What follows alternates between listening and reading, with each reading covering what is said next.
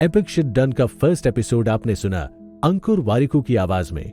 बढ़ते हैं अगले चैप्टर की तरफ मेरे यानी आरजे संयम के साथ। मैं खुद को दूसरों से कंपेयर करना कैसे बंद करूं? स्टूडेंट, ये दुनिया ऐसी क्यों बन रखी है कि हमें तभी अच्छा लगता है जब हम दूसरों से बेहतर हों? टीचर, हम हमेशा इन कंपैरिजंस के चक्कर में पड़ जाते हैं क्योंकि जिंदगी के बेसिक फैक्ट्स को समझने की जगह हमने दो गलत अजम्पशंस बना रखे हैं और इसीलिए हम उसी नजरिए से दुनिया को देखते हैं। स्टूडेंट, वो दो अजम्पशन क्या है? टीचर, पहला गलत अजम्पशन ये है कि ये दुनिया एक जीरो सम गेम है। स्टूडेंट, जीरो सम गेम से आपका क्या मतलब? टीचर, इसका मतलब यह है कि एक इंसान जीतेगा तो दूसरा हारेगा। अगर मेरा स्कोर +1 है तो तुम्हारा स्कोर -1 होना चाहिए ताकि इन दोनों का सम 0 हो। स्टूडेंट, तो क्या ये सच नहीं है? टीचर, ये सच से काफी दूर है। सच ये है कि हम जितनी बार चाहें उतनी बार जीत सकते हैं बिना किसी और के हारने का इंतजार किए। दुनिया में बहुत सारी अपॉर्चुनिटीज हैं। तुम अगर हिस्टोरिकली देखो तो भी तुम्हें इस चीज के बारे में अच्छे से समझ आ जाएगा। तुम इंडिया के ही बारे में देखो, हमारे पेरेंट्स की जनरेशन की लाइफ काफी मुश्किल थी और उनके पेरेंट्स की लाइफ और भी ज्यादा मुश्किल। आज के समय में हमारे पास बहुत सारी अपॉर्चुनिटीज हैं जो उनके पास नहीं थी। स्टूडेंट, आपने बहुत ही अच्छे तरीके से समझाया। क्या इसका मतलब यह है कि मैं पिज्जा की बड़ी स्लाइस के लिए लड़ने की जगह पिज्जा की जितनी भी स्लाइस खाना चाहूं उतनी खा सकता हूं? टीचर, मेटाफोरिकली हां। स्टूडेंट, यह तो काफी इंटरेस्टिंग था। दूसरा गलत अजम्पशन क्या था जो आप मुझे बता रहे थे? टीचर, ये एक फैक्ट है कि हम सबकी जिंदगी अलग है और हम सबको अलग अलग अपॉर्चुनिटी मिलती है। इसका मतलब यह है कि हम सबकी मंजिल अलग होगी क्योंकि हम सब अलग रास्तों से शुरू होते हैं। तुम इसके बारे में इस तरीके से सोचो कि अर्थ पर ऐसा कोई भी नहीं है जो बिल्कुल तुम्हारी तरह हो। तुम्हारी कैपेबिलिटी, तुम्हारी चॉइसेस, तुम कहां पैदा हुए हो, तुम्हारी फैमिली, तुम्हें किस तरीके से पाला गया, तुम्हारी किस्मत, तुम्हारा बिहेवियर, ये सब अपने आप में बिल्कुल यूनिक है और तुम्हारे जैसा कोई और इस दुनिया में हो ही नहीं सकता। इसीलिए जब सब एक दूसरे से अलग हैं और सब अलग अलग रास्तों से अपनी शुरुआत करते हैं तो फिर सबकी मंजिल भी अलग होगी।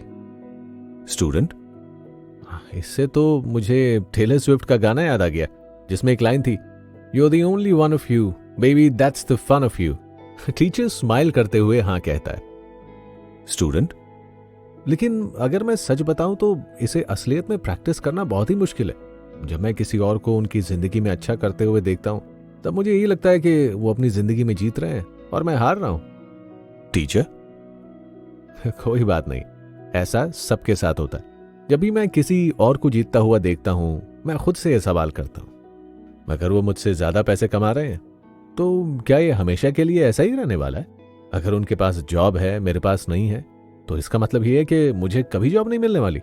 अगर वो अभी एक प्यारी रिलेशनशिप में है तो इसका मतलब ये है कि मैं पूरी जिंदगी अकेला रहने वाला हूं। इन सब सवालों का जवाब ना है। स्टूडेंट, आपने बहुत अच्छे से समझाया, लेकिन अभी भी मुझे ऐसा ही फील होता है कि मैं जीत नहीं रहा हूं। टीचर, इंसान के जो इमोशंस होते हैं वो परमानेंट नहीं होते।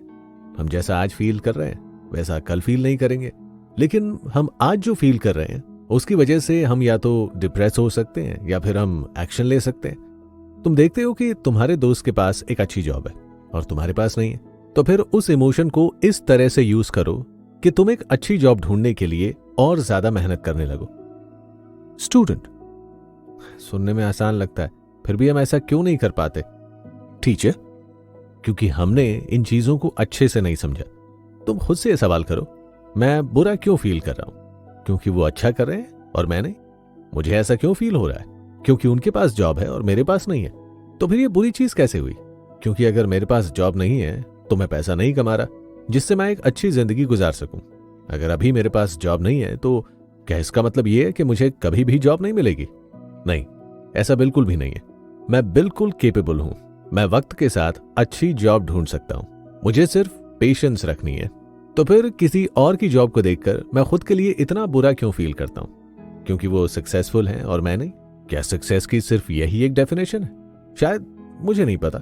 एक बार जब मुझे मेरे सक्सेस की डेफिनेशन समझ आ जाएगी तो क्या मुझे ऐसा लगेगा कि मैंने पूरी मेहनत की वहां तक पहुंचने के लिए? नहीं, बिल्कुल भी नहीं।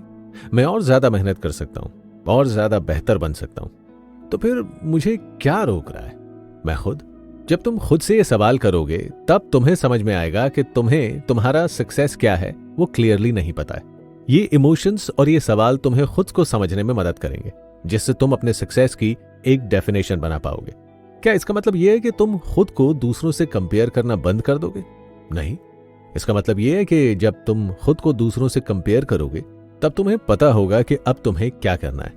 अपने समय का सबसे गंदा यूज हम खुद को दूसरों से कंपेयर करके करते हैं।